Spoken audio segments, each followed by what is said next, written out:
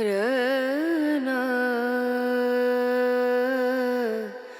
رنا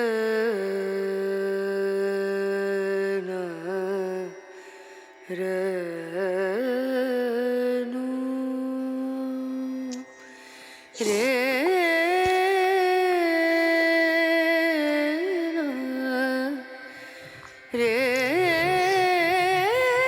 ماڑی شہر یا پرانی ماڑی دریا کے کنارے پہاڑ کی دو شاخوں کے درمیان ایک وادی میں واقع ہے۔ یہ شہر سڑک سے نظر نہیں آتا، البتہ کالا باغ کے دریا کے کنارے سے اس شہر کے کچھ آثار دکھائی دیتے ہیں۔ سڑک کے راستے جائیں تو ماڑی انڈس کے قریب ایک بہت بڑا موڑ آتا ہے۔ اس موڑ سے مشرق میں پہاڑ کے دو حصوں کے درمیان ایک تنگ سا درہ ہے۔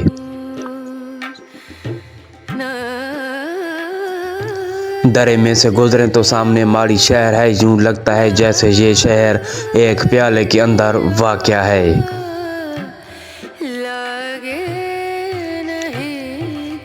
ماڑی شہر ضلع میاں والی کی سب سے قدیم بستی ہے۔ بائیں جانب پہاڑی کی چوٹی پر دو عدد بہت قدیم مندر بنے ہوئے ہیں۔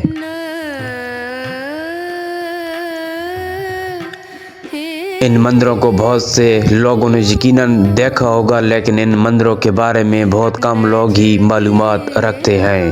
آئیے آج آپ کو ان کے بارے میں بتاتے ہیں۔ ان مندروں کا ذکر ہندوؤں کی مذہبی کتابوں بھگوت گیتا اور مہابھارت میں بھی ملتا ہے۔ انگریز مصنف گریرسن کے مطابق مہابھارت کے مرکزی کردار پانڈوؤں نے اپنے جلا وطنی کے دور میں تعمیر کرایا۔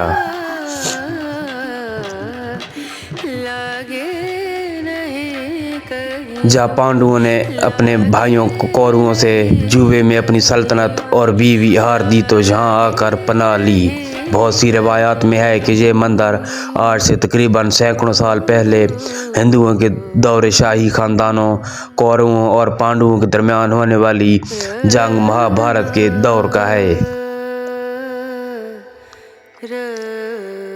عمارت کی تعمیر میں کنجور پتھر استعمال کیا گیا ہے جو خوشحال گڑھ سے کشتیوں کے ذریعے لایا گیا تھا۔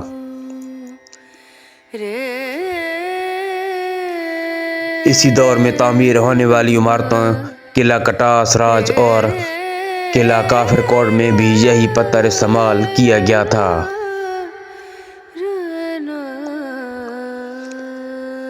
ہندو راج کا دارالحکومت دریائے سندھ کے کنارے آباد سوابی شہر تھا۔ پاکستان بننے سے پہلے بیساکھی کے دنوں میں ہر سال ماڑی میں میلہ لگتا، جس میں ہندوستان بھر سے ہندو زائرین شریک ہوتے۔